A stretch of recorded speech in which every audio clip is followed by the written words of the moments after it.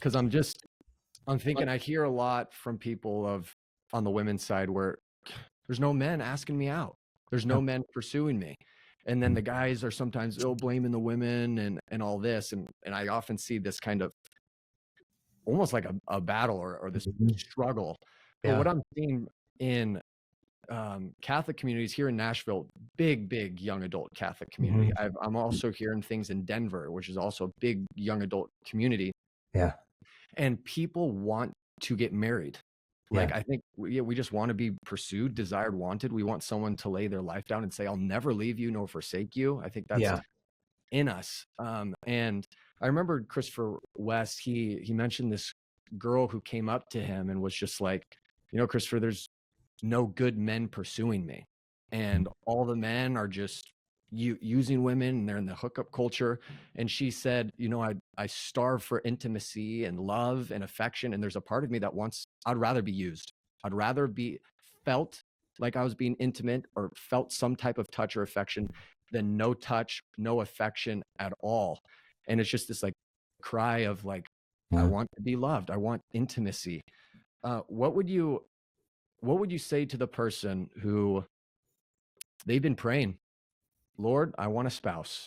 Lord, I pray for my spouse. Where are they? And they might be now in their 30s. And there's a part of them that just wants to throw in the towel.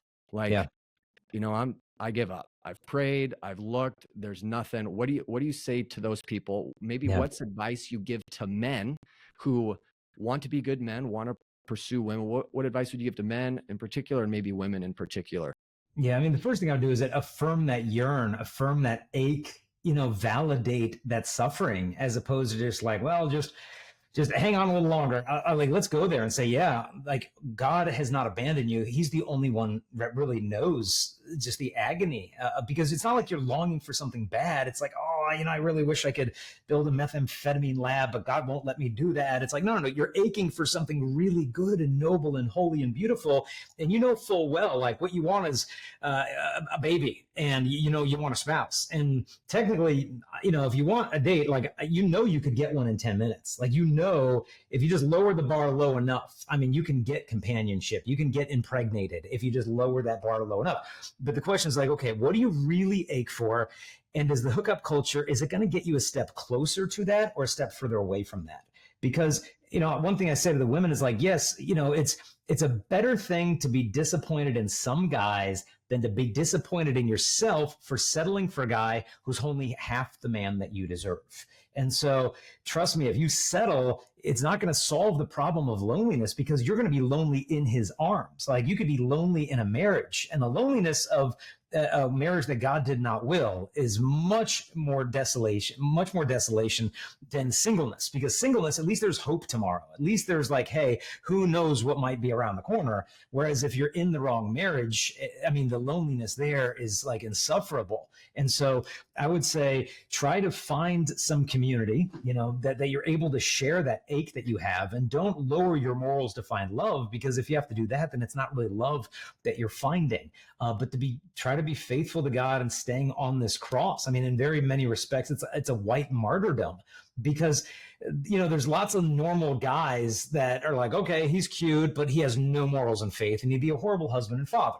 But then there's these other guys that might make good husbands and fathers, but they're really weird and socially awkward, and like, we don't click, and there's no attraction. So it's like, man, pick your poison here. And so, like, for a woman to find a guy who's just socially not awkward, devout, relatively good looking, has ambition in his life, she probably feels like she's trying to find a unicorn. And it's like, are my standards too high? Am I the problem? I don't think you're the problem. I don't think your standards are too high. I think our culture is messed up. Because if I just took these women, like, I'll go to like daily mass sometimes at a downtown area and all these towns I visit to speak. Typically, there's about a half dozen young, single, professional, Catholic, attractive women with no rings on their fingers. And there aren't any guys there. Where are these dudes? And if I took those women and I just stuffed them in a little like time capsule and I sent them back to 1920, they'd have 3 kids by now. They'd have 10 marriage proposals. Like, it would not have been an issue. And so the issue isn't her.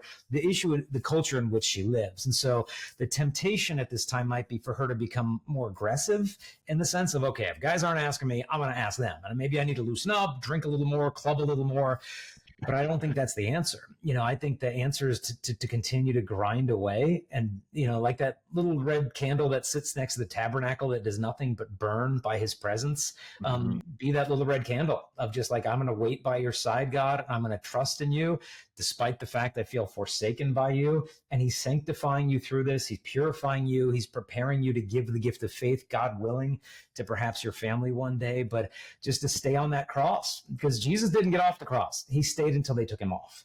And so try to stay on that cross until the time that he sees fit to take you off of that. And I know that's not an easy answer. And you got to get out there. Obviously, you got to go get involved in the young adult communities, get involved in ministry, get involved. What does God want you to do with your single life? Because a lot of times you can meet the right person by getting involved in what you're passionate about. And so, but I mean, girls can do that. Look, hey, I'm going to Theology on Tap. I'm part of the young adult pro-life thing. I'm doing this. I'm doing that.